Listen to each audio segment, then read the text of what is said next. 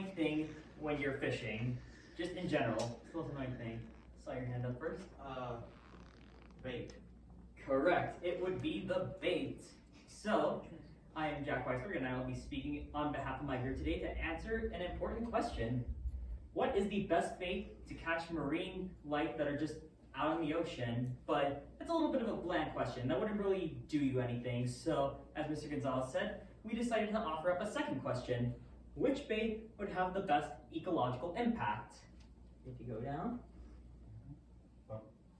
we hypothesized that the squid would have both the best ecological and efficiency impacts. They are the most naturally processed, and they are also the most bulky and durable bait that you can use between squid, mullet, and shrimp. Go down. So for your materials, you don't really need much. You just need some fishing rods, bait, maybe a phone to record, something to write down your data with, etc.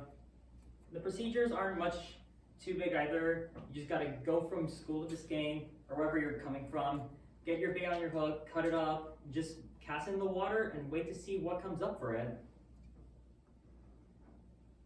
So knowing all this, we found some interesting variables that you can see right here that I will elaborate on right now. First thing that was influential for our results was wind.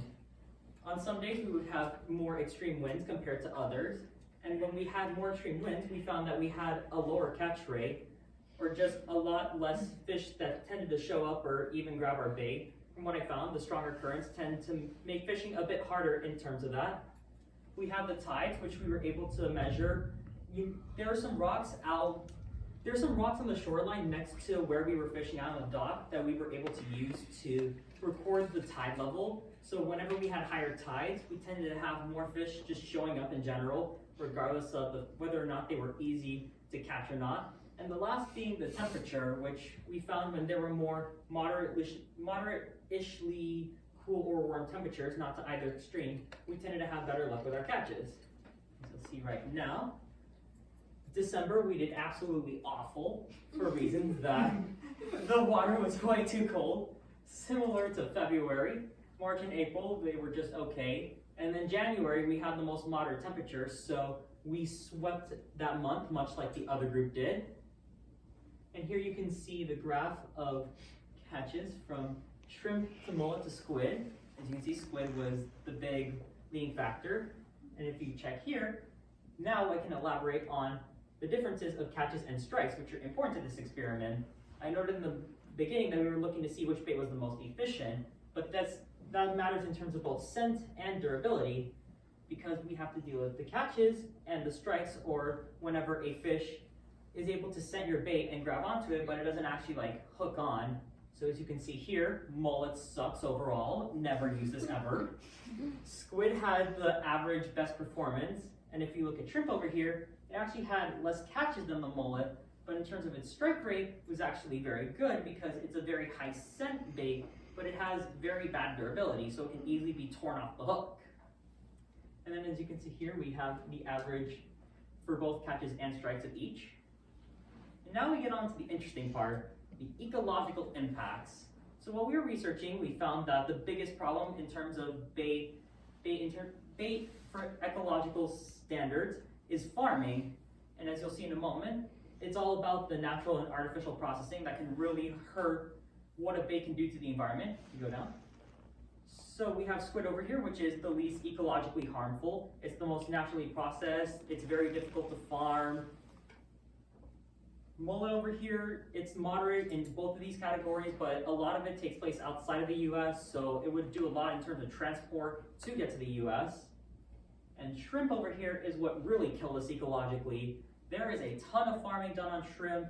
They modify a lot of their behaviors, a lot of their feeding habits, they freeze them a lot.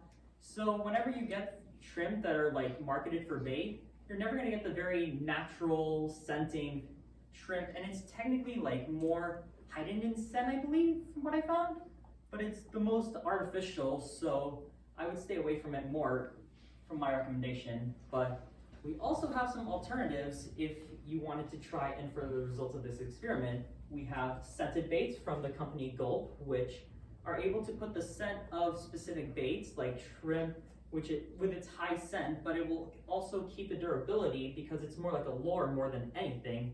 So you'll have multiple uses of the same bait, I suppose I could say. And then there's also live bait to take into account, which for the purposes of this experiment, we only use dead bait because it's the easiest to transport from school setting to Biscayne. But the live bait are a little bit easier for fish to detect. They'll go for them more naturally because they want to be able to assert their predatory behaviors onto them. So in conclusion, we found that the squid was overall the best, both ecologically and efficiently. The mullet is absolutely terrible. Again, stay away from this. And then shrimp had okay efficiency, but it's the absolute worst ecologically. So stay with squid. We hope that you can use that more. And for the purposes of furthering this experiment, try some of our alternatives and compare it to squid to see how efficient it would be in the long run. So with that said, thank you all. I'd love to thank Gonzalez. I'd love to thank Biscayne. I'd love to thank all my homies who helped me out with this experiment. Stand up for me. I see you too. Stand up. And don't forget, thank you, Carlo. Thank you, Lizzie. Thank you, Biscayne. And of course, she could not attend, so thank you, Vanessa. We could not discredit her. She was our main bait cutter. And with that said, thank you all. Let's go.